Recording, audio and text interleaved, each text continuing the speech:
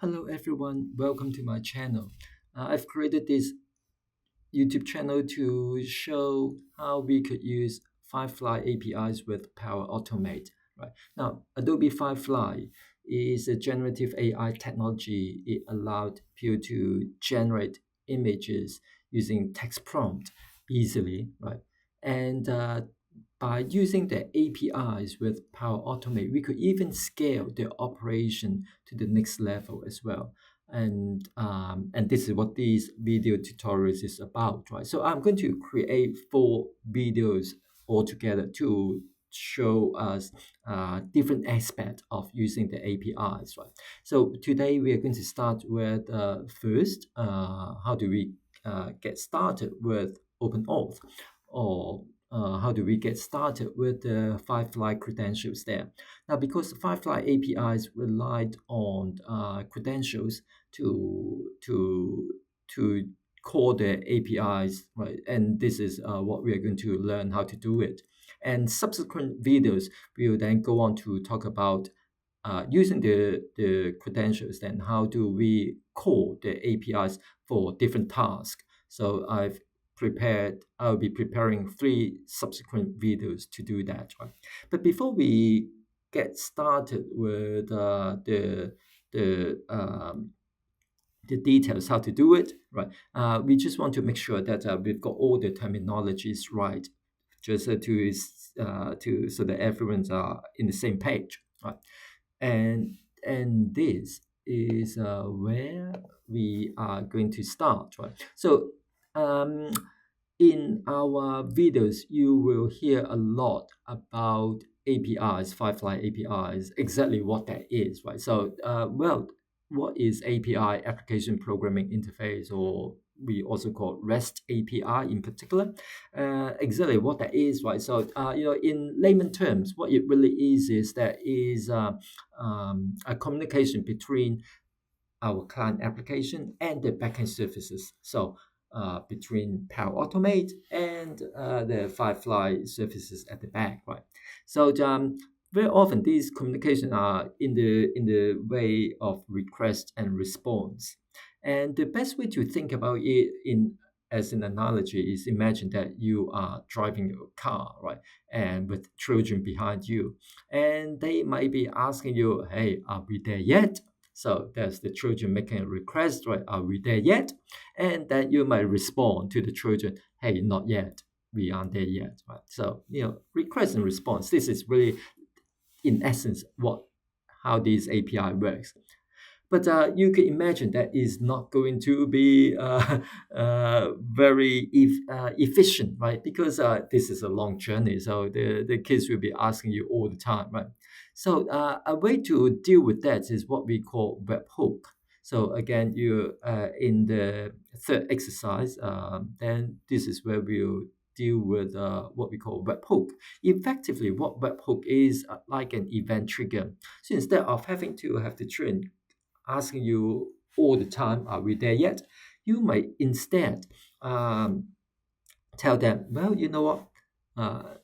You don't have to ask me, right? When we get there, so the event is when we get there, I will let you know, right? I'll call you back, right? So this is why we'll have something called event and callback. The event will trigger. So when the event happens, in this case, when we arrive at the destination, I will call you back. Even though callback is in this case is really just you turn around and tell the children that we've arrived, right? But imagine that callback is really a destination. When something event happen, which is the destination, so that when I say destination, I don't mean this destination. I mean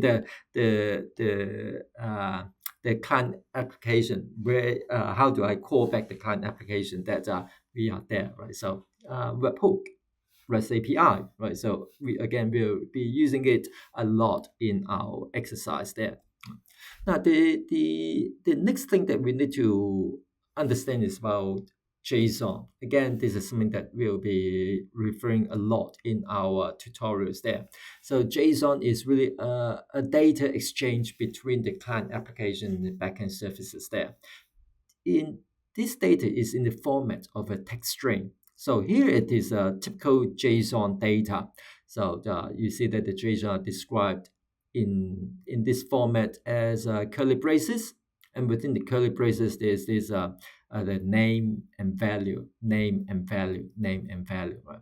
Now the beauty about JSON is that it's easy for human to just look at that and make sense of understand what this data is all about, right? So you could almost tell that it is uh, something about a person with a name and age and children, right? But the thing is that even though it is easy for us to understand, it's hard for computer to understand because it's really just a text string. And this is why you have something called you hear the word parse a JSON a lot. When we parse a JSON or parsing a JSON, what it really is really converting the text string into a JavaScript object. So the JavaScript could be something like var person equal to JSON.parse data, right?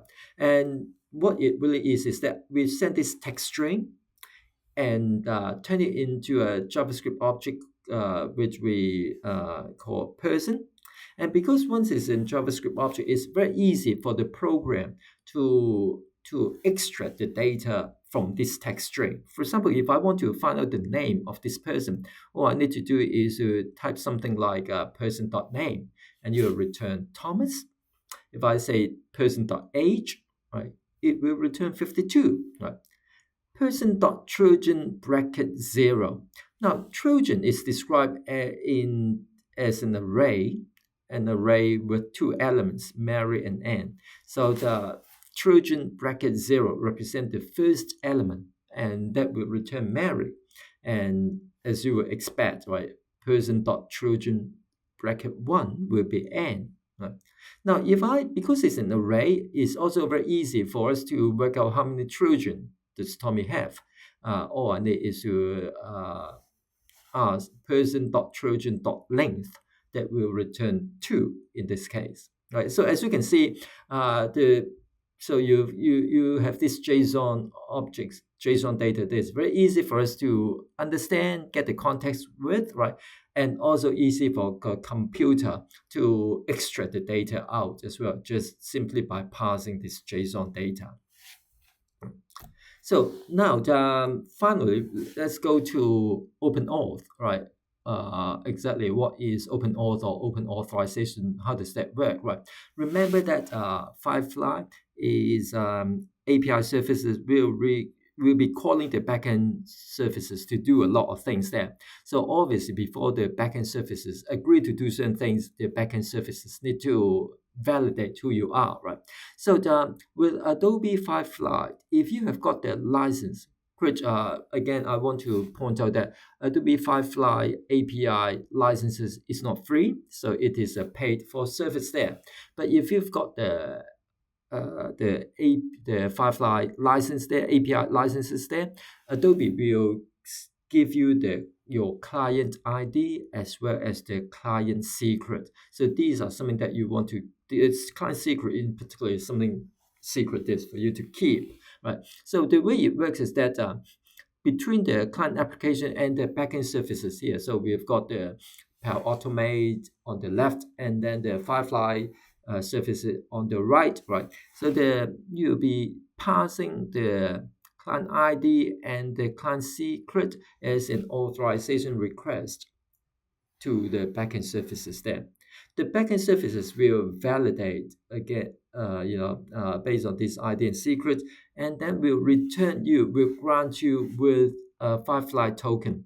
So once you've got the token, this is the token that we're going to use in subsequent video tutorials there, right? So, but this is how it works, right? Now, before we jump into Power Automate and just put everything together, right? I want to point out that you could also find a lot of these information, and indeed this is what we are going to use today as well. Because I can't remember all the information that I need to put into Power Automate. The way I work is that I would always jump to this Firefly quick start guide. So we've got this developer guide for people who want to use the Firefly API services there, right? So here is the link of the URL, and I've got the link in the description below, so you could always go back and read through it. This is a great way for you to learn all the details about how to use the Firefly's APIs, right? So in particular, the quick start, right? So this is the quick start. We talk about the apart from how to use, say, upload or generate, expand or fill, many of these APIs there, right? The quick start, we start with how do you make the call for to get the token, right? So this is indeed the information that we'll need, right, when we're going to input that into Power Automate. Okay, all right, just so we'll leave it there for now, right? And now, because I've got the license, so I've already got the Firefly client ID as well as the client secret, right? So and we'll be using that to create our first flow. Okay, all right. So to do this, we are going to go to Power Automate.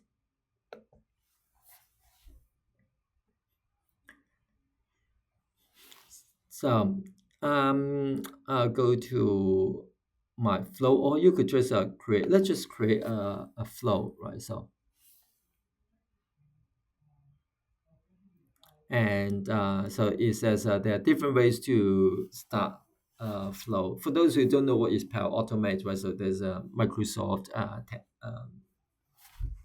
suppose a Microsoft solution to provide what they call a low code, no code environment for creating fantastic stuff. It can let you automate all sorts of crazy things there, right? But we are going to just create instant flow, so that it means that it's going to trigger manually, right?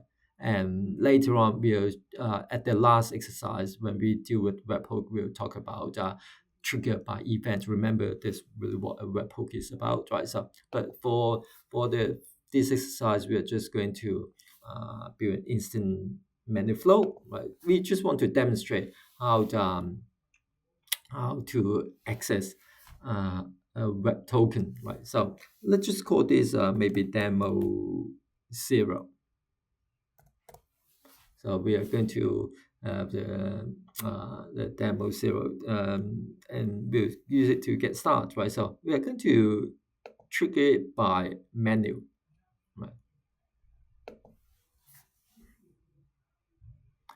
What this is menu trigger means that someone need to click a button before this process start, right? And so we are going to get started, right? Now the first thing is that I need to now I always like to store things that I use all the time as a variable, right? So because I told you that I've already got the client ID and client secret, right? I just don't want to type it every single time if I need to, right? I might just for the way I like to do is that I like to store the client ID and client secret as a variable, right? So I'm going to initialize a variable, and so I type in variable, and if I see more, so there'll be something like initialize a variable, right? So that's typically how I like to do things there, right? And I may just initialize maybe a client ID. I like to keep it more descriptive there, right? And let's just call this client ID.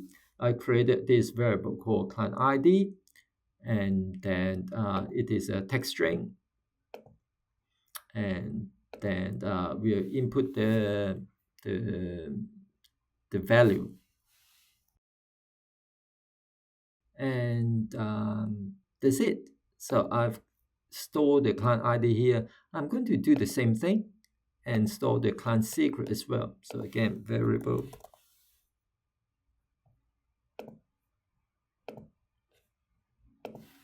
ff client secret.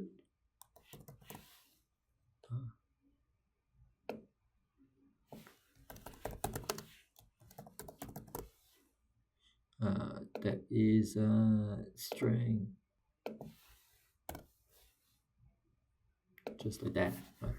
So now that I've got the client ID, I've got the client secret there, let's learn how do we make a call to the Adobe services so that they could return me with a token, right? Now, to do this, if you record, right? So if you record the quick start guide, we need to do an HTTP post, and this is the endpoint, so the URL that we need to send to, right? And I'm going to just Control C, copy this one, right? And so we are going to create an HTTP post and with all these information as well, which I'll copy later on, right? But first, I'm going to, in Power Automate, I'm going to add an action and call this HTTP. So the Power Automate have this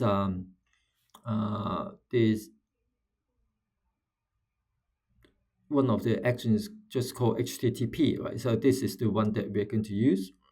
Now, if I remember correctly, this is a premium connector. So I may be wrong, but I think there's a premium connector. So if you've got a Power Automate license, you might need the premium license, right? So that I'm not 100% sure, but I think it is. And well, check it out. You know, if you don't have that license, you tell you that you need a premium account. But because I've already got a premium account, so I've got access to, right? So remember, this is the endpoint URL. The method is post, so we are going to post it to the server. Now we need to put in the header as well, right? So again, I just going to copy, right? So what do we need? We need to have the content type. And the content type is this, right? So I'm going to go to content type.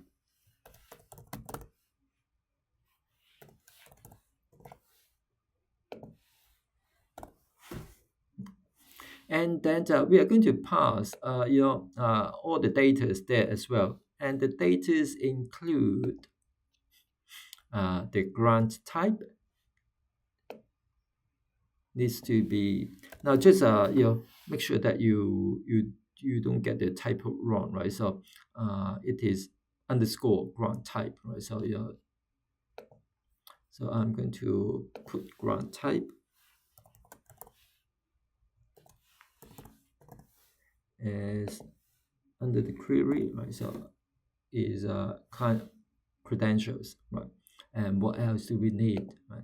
So we need the client ID and then the client secret, right? So client ID, client secret. Again, the most common mistake that people could make here is sometimes you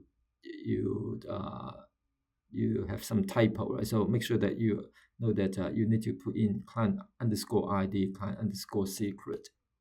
So we say client underscore ID is going to be this is where we feed in the client ID. But remember, I've already stored in this variable called client ID.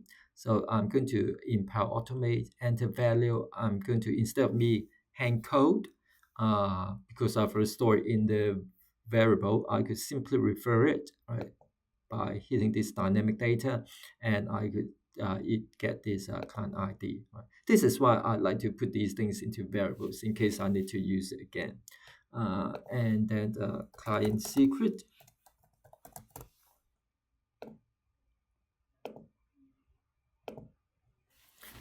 And what else do we need? Let's just see, right? So let's just scroll, right? Make sure we've got everything.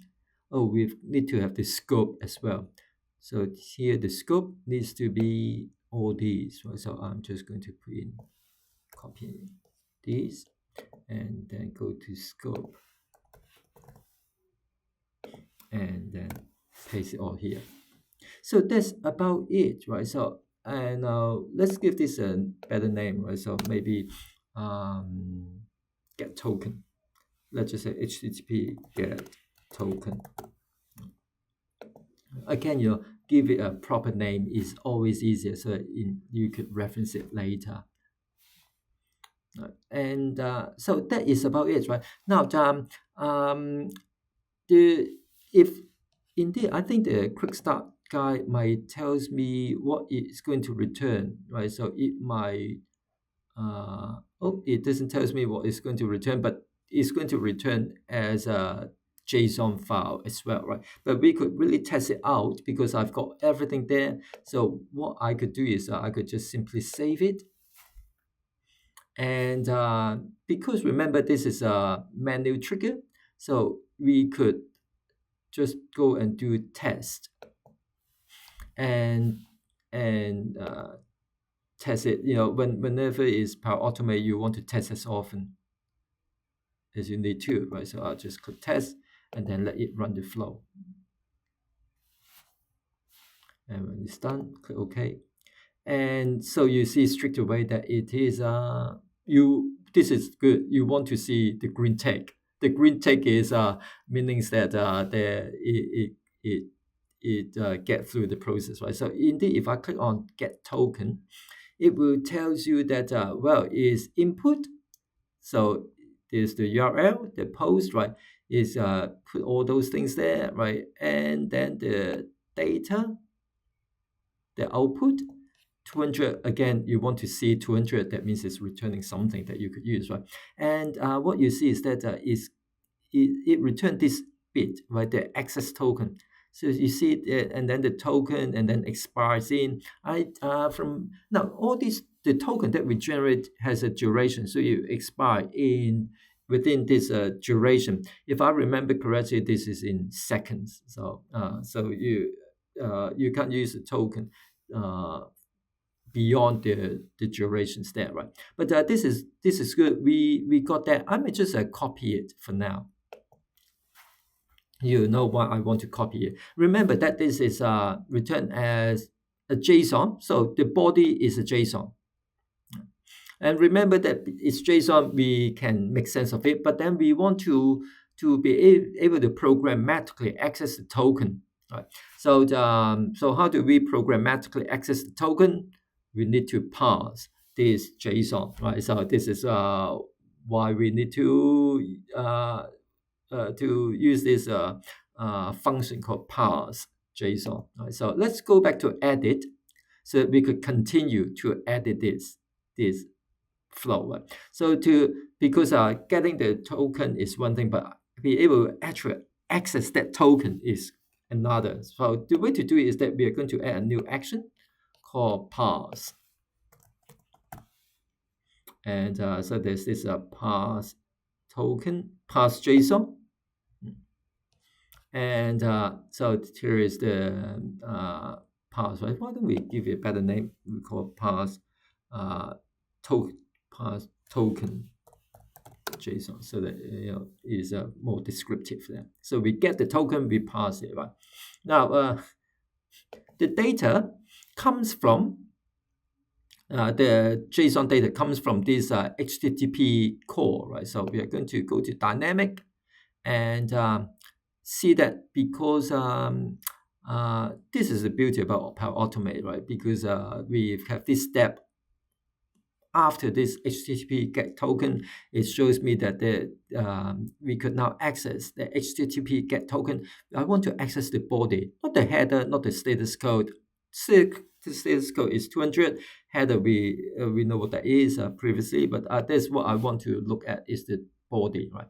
Now, however, you put in the body, you still need to describe the schema of this JSON objects there.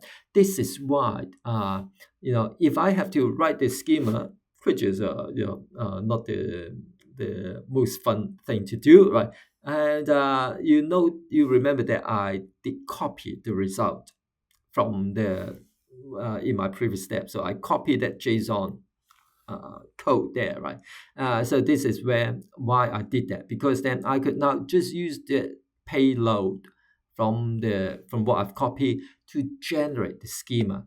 So I simply go to click it and paste the result. So I paste the result as a JSON files there, and it will automatically read that one and create the schema of this JSON for us. So if I click done, as you can see, it's now said that the result is a type, right?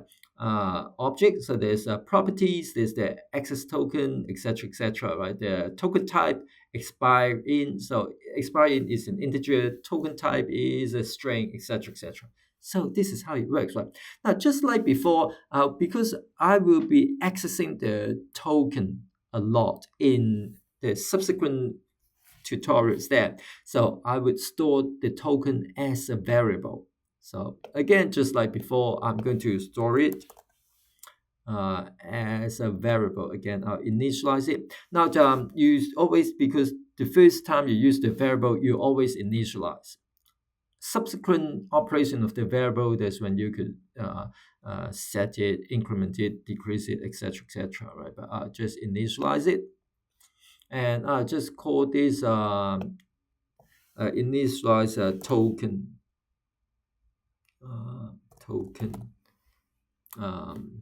just initialize the token, right?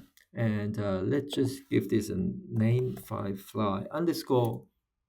I think we used underscore previously, right? So let's just keep it the same, right? Underscore token. Yeah. It's always good to kind of like maintain I suppose consistency there. So this token is a text string, right? And that well, where does it comes from? Again, we go to insert it as a data from the previous steps, right? Remember that we've got this operation pass JSON token. So what it does is that it will expose the access token as well as token type or expiring. What we want is just the access token. So just like that, and done. So I'm going to save it. Now, before we finish this tutorial, let's just do one more test so that there's no mistakes that is along the way, right? So I'm going to click test,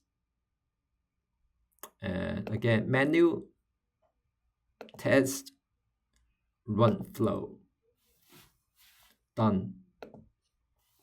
So well, again, that's it, right? So real quick and understand it, right? So if I go to again, if I look at get token, right? So just like before, right? So you see the access token now is generate this token, right? EY something and M with CQQ, right? So this is the token for this time, right? Because we've made a new call, so there's a new token that generates, right? Now, if I take a look at, so we'll pass it, right?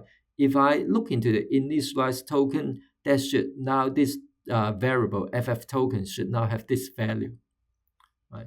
So this is the FF token. The value is this EY something CQQ, right? So that's it, right? So this is a very simple, I suppose, exercise. Our first demo for this series of video there that cover how we could use the OpenAuth using a client ID and client secret to in exchange for the token. In subsequent video, we'll be using this token to make the Firefly API's call, like text to images, text to image or Genfi or anything like that, right? So, but I hope that cover what we need to cover for today. Thank you very much.